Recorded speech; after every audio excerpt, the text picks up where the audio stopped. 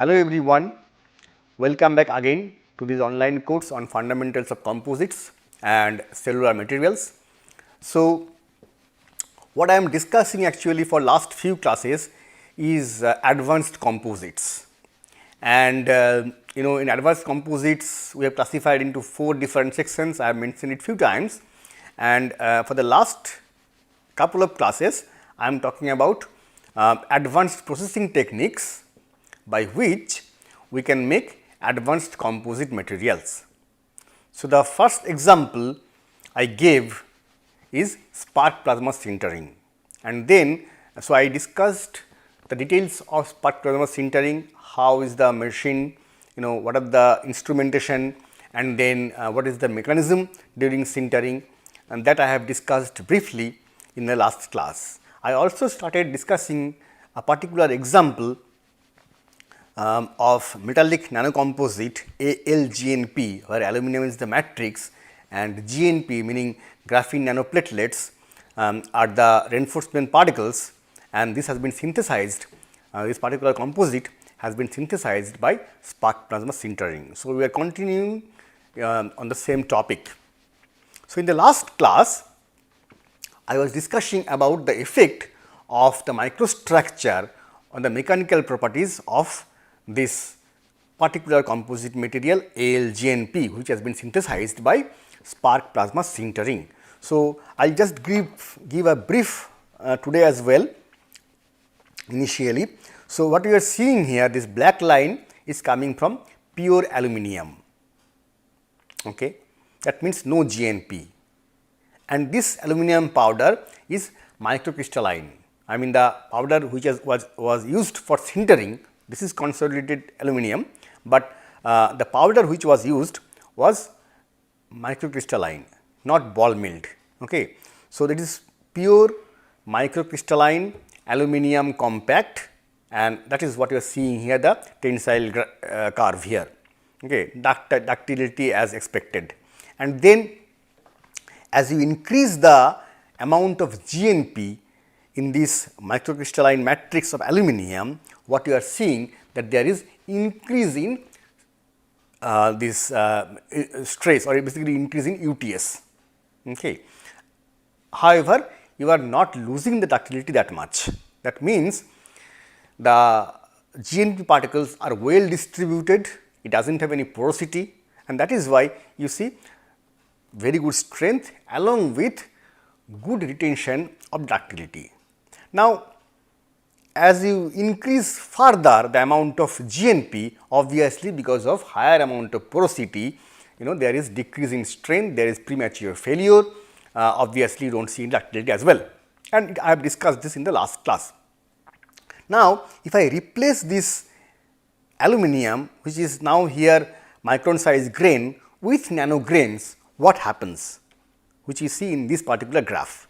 So, now this blue line, which is basically for aluminum microcrystalline with 0.58% GNP. Now, that if you take and you replace here, you put it here compared to this baseline. Now, what you see are these are actually different nanograins, different size nanograins. That means 5 hour milled, 8 hour milled, and ultimately 10 hour milled. Okay. So, you can see here 5 hour milled, 8 hour milled, and then milled with GNP. Okay. I mean in all this cases you have GNPs. Okay. So, 5 hour milled aluminum with 5% GNP, 8 hour milled aluminum with 0.58% GNP, and then the last one is 10 hour milled having even lower grain size with 0.58% GNP. So, obviously with increase in grain size, with decrease in grain size, you can clearly see that the strength is increasing to a very high value, and what is happening in this process? You are losing the ductility completely. You can see here as well. So, these lines here represents the micron size grains with GNP, and these dots what you are seeing in this graph are basically representing the nanograins with GNP. So, micron grains with GNP, if you just check any one, let us say we are talking about this black line which talks about the UTS, this black line. So, obviously, with increase in GNP there is increase in UTS and then it reaches to a maximum value, and then if you increase further the amount of GNP, okay, then it decreases. Okay. That is understandable, we have discussed in the last slide. Now, if you have nanograins, if you replace these micron grains with nanograins, you can see the UTS is so high now, okay, AL nano 0.5% GNP, and this is here this black line shows the UTS of micron grains. Okay. Now, if you talk about, and then if you look at the elongation, this blue line for micron grains, this is the blue line which shows the elongation. So, elongation is here at 0.58%. Okay. The moment you go for nano with same amount of GNP, you see ductility has decreased to a very low value. That means, all right, you are increasing strength, no problem, you are increasing the strength to a very high value, but what you are losing here is the ductility, or basically your material becomes very brittle. The toughness, the fracture toughness goes down to a very low value. So, what to do? How to solve this problem?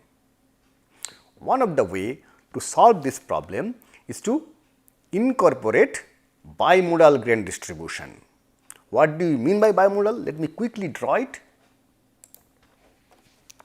So, in bimodal grains, you have large grains as well as small grains. So, it is a combination of large grains and small grains. The small grains will give you the strength, because Hall Page relationship says that lower the grain size, higher the yield strength. So, these smaller grains which are in the range of sub-micron or nano, okay, those grains will provide the strength. At the same time, these large grains which are there here, now you can see those large grains will provide the ductility. Those large grains will deform, okay. Those will not give very high strength, but during load application those large grains, those will, because of lower dislocation density, okay, those grains will deform easily and will give the ductility. On the other hand, these smaller grains having extremely high dislocation density, those will not deform easily, but so this will act as hard balls, okay, and will be providing the strength. So, a combination of strength and ductility would be achieved, which will result in fracture toughness. Fracture toughness, increasing fracture toughness. Okay. So, that is what has been done here. Okay. If you look closely in this flow diagram, what has been done is that so, you can see here ultimately the functionalization has been done of GNP, and then microcrystalline powder has been ball milled and has been mixed, okay, and then altogether this nanograins aluminum GNP mixture we get here, okay, and then you see here after this thing soft ball milling of MCAL powder. That means, in this case now here after mixing nanograined aluminum and GNP, micrograined aluminum, which is basically pristine aluminum particles, those have been added in certain amount and those have been mixed together. So, now you have a powder mixture, okay, where you have both nanograined aluminum, micron grade aluminum, and you also have GNP. So, that mixture now has been sintered by SPS, and to further improve the densification now, even after sintering, it has been hot rolled at an elevated temperature just to improve the densification. So, now let us look at the results of that. Okay. So, I hope you remember earlier cases. Let us just quickly let me go back once to show you that from this was pure aluminum, very high ductility, and then you are improving the increasing the amount of GNP. So, it is strength is increasing, ductility is going down. Now, when you go to nanograins, okay, from micron grains GNP to nanograins with GNP, the strength is improving, you are losing ductility. Okay. Now, we are going for bimodal. So, now see what happens. Now, first let us focus on the microstructure. Okay. Now, you can clearly see this is actually microcrystalline aluminum powder without GNP. This have been actually sintered to show how is the the morphology of the grains. You can see here micron size grains of various sizes distributed evenly. Okay. Now, here it is a bimodal distribution. So, you can see here, you can see these areas where large grains are present, micron grains are present. Along with that, you also can see very fine grains, the colonies of fine grains are also there. Okay. So, you can see again here is a large grain, okay. Multiple grain could be maybe 2 or 3 grains together here, but the grain size is in the micron range, and then those large grains now are surrounded by these layers of or colonies of nanograins. And you can see that also in the this EBSD mapping also, EBSD image also. You can see here these black areas are basically nanograins, and then this other large grains of different colors are coming from different texture anyway, but ultimately you can see that these grains both smaller size and larger size are evenly distributed. You can see here the bimodal distribution also very nicely. Okay. In the histogram of grain size, you can clearly see there is a bimodal distribution coming from nano and micron grain. However, when you have only micron grain, then you have actually kind of Gaussian distribution. Okay. All right. So, now let us look into the TEM image quickly. So, this is actually, and as you can see here, without any bimodal distribution, and then you can see here with bimodal distribution. So, you can see this kind of layers of nanograins which are surrounded by these microcrystalline grains. Clearly, you can see here also you can see here that there is a nano micron size grain around that. So, you can see here this region or this region here, you can see very fine grains. So, there is a very nice fair distribution of nanograins and micron grains, and along with that also you can see GNPs are also distributed everywhere. So, you have basically a kind of trimodal composite, you can say it. We should not say call it trimodal, but basically there are 3 kinds of entities. One is obviously the large grains, then you have the small grains, okay, and then you have the GNPs. Okay. But our aim here is to understand the mechanical properties. So, let us go into that. Okay. Now, after SPS, so this one shows after SPS, but not hot rolling, and this one shows after hot rolling. So, before and after hot rolling, and here you can see different amount of, so GNP amount is fixed 0.5 weight%, but now here different amount of micron grains are added, different volume fraction of micron grains are added. So, the first one you see L100 nano, okay, which is this purple line here, very high strength 100 nano, okay, but no ductility. On the other hand, if you look at this black one, which is L100 M, okay, that means completely micron. Now, if you from the purple line, if you come down, you will be seeing that actually the amount of micron size grain is increasing from 50 m 50 n, then 40 m 60 n, okay, 30 m 70 n. Okay. So, you can see here ultimately the amount of so this red line is for 10 m 90 n, that means 10 micron 90 n, and then this blue line 20 micron. So, 10, 20, 30, 40, 50, that way the amount of micron size is increasing from top to bottom if you see, okay. And that leads to actually you can see here there is decrease in strength and increase in ductility as you increase the amount of micron size grains from nanograins, okay. And then if you take this one, but still the ductility is not that much. Now, if you take this thing and go for hot rolling, then you see there is improvement in the ductility. So, if you look at this particular pink one, which is 30 M70N, that means 13 micron grain, 70 nanograin. That means 30 volume percent of micron size grain, 70 volume percent of nano sized grain. And obviously, GNP is there anyway, 0.5% GNP is there. So, that was taken as the the best result in terms of toughness. Why? Because this one shows very good ductility. You can see here ductility is quite good.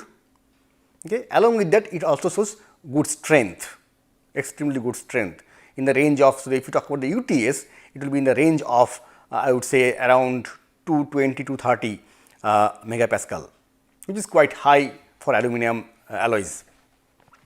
Pure aluminum, in fact, this one is pure aluminum. Okay. And it also shows around 15% ductility. So, that was taken as the best in terms of toughness. Okay.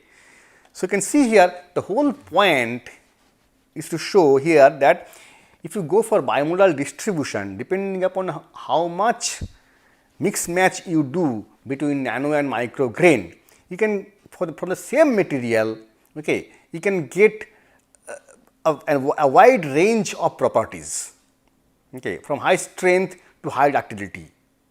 With same material, you just play with the grain sizes, you just play with the grain size distribution, and also obviously there is addition of GNP, graphene nanoplatelets, as the reinforcement. Okay. And then obviously, you can look into all these factors like as you understand, there will be different kind of strengthening. Composite strengthening is obviously there because of grain size and dislocation density. You have R1 strengthening, you have because of the two different materials GNP and aluminum, there will be CTE mismatch that would lead to generation of dislocation. Similarly, because of geometrical mismatch, there will be again dislocation density increase, and all these things would lead to strengthening of the composite material. So, you can actually calculate the different contributions and you can ultimately find out the predicted value, and then you can compare with the experimental data. So, the black one shows the experimental data. Okay. It matches quite okay, quite well till 0.5, and obviously beyond that, because of porosity problem, then actually these two line goes far apart. The red line, which is basically the predicted line, is residing a little above, shows little higher values, because it doesn't consider any kind of porosity. However, in reality, certain amount of porosity would be there, certain amount of distribution problem will be there. Okay. So, that is why it is not matching exactly, but still there is a very good matching, we can say. And then you can actually find out the different contributions from different mechanisms, and you can compare all those things. I am not going into those factors. What I want to discuss is the fracture surface, fracture behavior. Okay. So, if you look at the pure aluminum without GNP, you can see it is nice ductile, okay, with lot of dimples, okay, quite expected. The moment you add GNP, and this we are talking about micron size only grain, here it is micron size grain, and in micron size grains we are in GNPs. So, you can see here now that there is ductile fracture which is coming from the matrix, and then there is certain areas where GNPs are there, okay, those shows kind of cleavage failure, or you can see also plucking out of GNPs as well. Okay. So, from microcrystalline pure aluminum to microcrystalline aluminum with GNP, it changes into mixed wood fracture. Now, from here if you go to nano aluminum without any GNP, because of nano grains, now it loses the ductility and it becomes brittle. And if you add GNP with that, the problem even becomes more severe. It is completely now ductile, brittle. I will call it extremely brittle. Okay. Okay. So, to get rid of that problem, we talked about bimodal distribution, and when you have bimodal distribution, you can see here we have microcrystalline region which shows nice dimples, ductile failure, and then we have areas where you can see this particular area, it actually contains nano grains, and that is why there is kind of cleavage failure, and then in between these microcrystalline grains and nanocrystalline grains, you also can see there is GNPs which are being plugged out or pulled out, which is basically a typical strengthening mechanism in composite material. Okay. So, here now you are seeing actually all kinds of features which leads to improvement in ductility and strength altogether. So, you can see brittle failure as well as nice ductile failure, and you also can see plucking out of GNPs. Okay. So, ultimately when you have bimodal distribution and if you can get rid of the porosity, you get mixed mode of fracture with fairly good fracture toughness, very high strength, fairly good ductility, and that was the bottom line of this discussion. Okay. So, I think we now understand what is spark plasma sintering, and then how we can use spark plasma sintering to retain nano grains, and then how we can play with grain sizes to to tailor mechanical properties. I think that we discussed in the last example.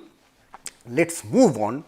Let us discuss about a new technique, new advanced processing technique which can be used for synthesizing nanocomposites, advanced composites, is microwave sintering. Okay.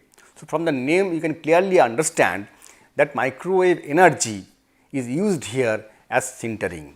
Now, microwave energy is basically an electromagnetic radiation, okay, that is used here as the microwave, I mean to do sintering. Now, if you look at this particular setup, okay, ultimately here is the microwave chamber where the sintering takes place. So, there will be microwave generators, okay, and then there will be other cooling things and other gas supply, okay, pressure controls, temperature control, all these things will be there, but the main thing will be happening in this chamber as you can see here. So, in this case however, you have to make a green compact first. Like in SPS, we were making we are loading the powder directly in the chamber. In this case, you have to actually make a green compact, and once you make the green compact, then you have to load that in the sintering chamber or microwave chamber. So, you can think about this is your microwave chamber, and then this is the platform on which you load your green compact like this. Okay. Now, what happens during this thing, during microwave sintering? So, once the generator is switched on, microwave generator is switched on, what happens? Microwave starts going, microwave energy starts going towards this material, and depending upon the material's composition, what kind of material is there, okay, it will absorb the microwave energy to some extent. So, first microwave energy gets absorbed by this green compact depending upon what is the material composition.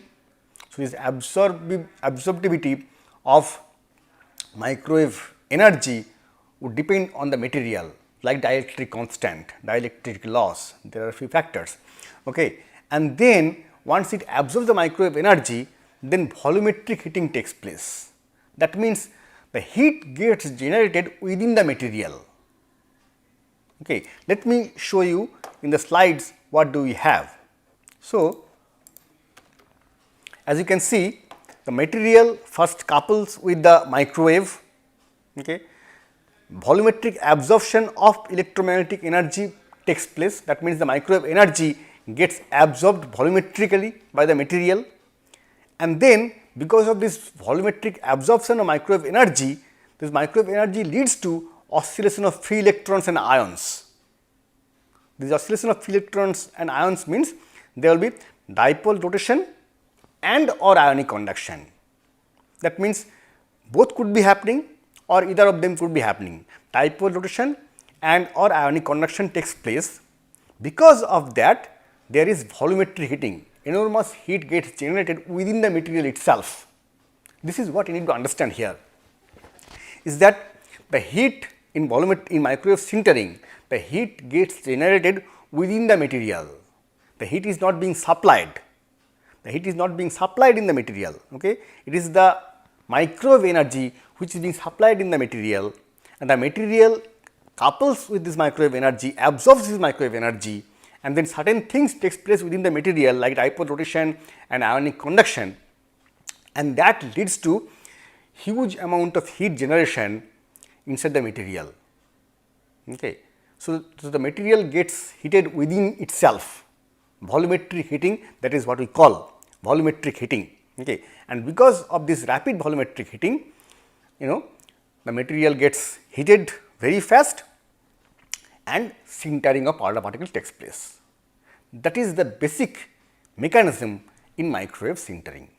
So, if you look at the difference between conventional sintering and microwave sintering, heat is transferred between objects by the mechanism of conduction, radiation and convection in in conventional sintering, as you all understand. Okay. In conventional sintering, the heat gets radiated either by conduction, radiation or convection. However, in microwave sintering, okay, material couples with the microwaves, absorbs the electromagnetic energy volumetrically and transform into heat. So, the heat gets generated within the material first and then hits the entire volume. So, here there will be always a thermal gradient in case of conventional sintering because of the heat direction, heat movement direction, from low temperature to high temperature, high temperature to low temperature, there will be always a thermal gradient, okay, till the material's temperature becomes uniform and the heat supply becomes uniform, but there will be a thermal gradient. However, in case of conventional microwave sintering, as each volume, so you can think about this material, now you can divide that into minuscule volume elements, and each volume element generates heat among itself. So, all volume elements, all these minuscule volume elements will be getting heated simultaneously at the same time at a very high temperature, and that is where the beauty of microwave sintering. So, that is why in microwave sintering also the sintering time is less, okay, and because of this uniform distribution of temperature, you do not need to heat it at a very high temperature as well. So, in microwave sintering also,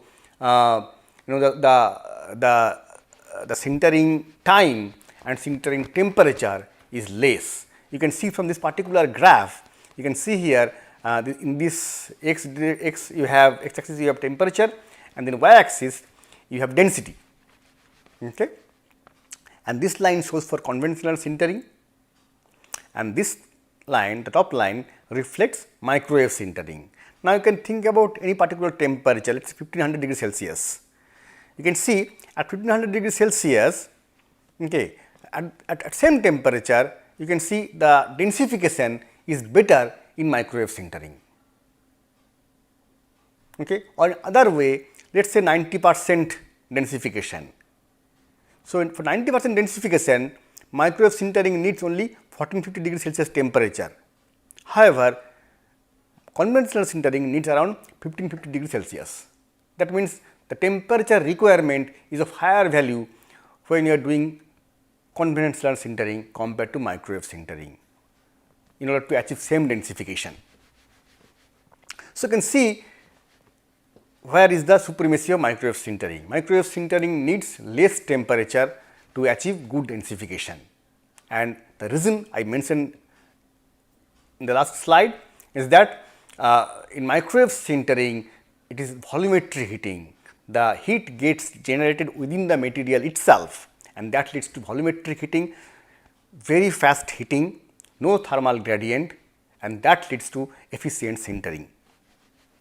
So, the advantages of microwave sintering, if you look, okay, sintering at lower temperature and in shorter time, as I mentioned earlier, finer microstructure, because of this lower temperature of sintering and lower time, finer microstructure would be achieved, possible retention of nano, okay, improved material properties and product performance, efficient and rapid heating. As I have mentioned, it reduces the thermal exposure variation observed from surface to core, there is no thermal gradient.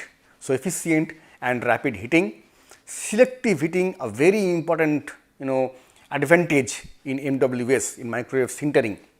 In fact, selective heating you do not even see in SPS also. Okay. What do you mean by selective heating? Selective heating means, now I initially mentioned that depending upon material, microwave energy gets absorbed.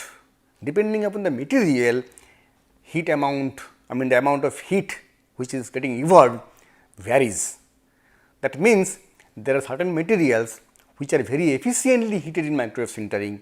There are certain materials which does not get heated that efficiently, and this depends on 3 factors which I do not want to discuss in this class, but let me just name those factors. One is dielectric constant, other one is dielectric loss, and third one is tangent loss. Anyway, depending upon material's property, certain material absorbs microwave energy extremely efficiently. On the other hand, there will be certain materials which does not absorb microwave energy that efficiently. So, we can have mix and match of these materials to have different densification in the same component. We are heating the material, we are putting the material for sintering together, okay, in the same chamber, doing sintering at the same time simultaneously. However, in certain portions of the material we get high densification, in certain portion we get less densification. Just to give you an example, our bone structure in different, if you talk about the tibia or femur, different zones have different densification. The zones which goes to lot of wear and tear, those will be having high density. On the other hand, which needs to have good toughness, that zone would be having certain amount of very fine porosity to improve toughness, that is not completely solid actually. Okay. So, the densification in the bone structure varies from zone to zone. How do you make this kind of, how do you replicate this kind of material? You do not have any other technique other than this microwave sintering, where you can take help of selective heating to vary densification in different zones in the same material. So, that is a big advantage. Also, another very good advantage is reduced contamination. What do you mean by that? In SPS, if you remember, the powder was loaded in the chamber. You have to load the powder inside the chamber, and these chambers, this what do you call it, this graphite dies. Okay. These dies are generally made of graphite. You can have tungsten carbide also, but mostly graphite dies are used. Now, when you are using graphite dye at high temperature, there will be carbon diffusion in the material. Though it is less time, less temperature, but still there will be certain amount of diffusion of carbon inside the material. So, there is a contamination problem in SPS.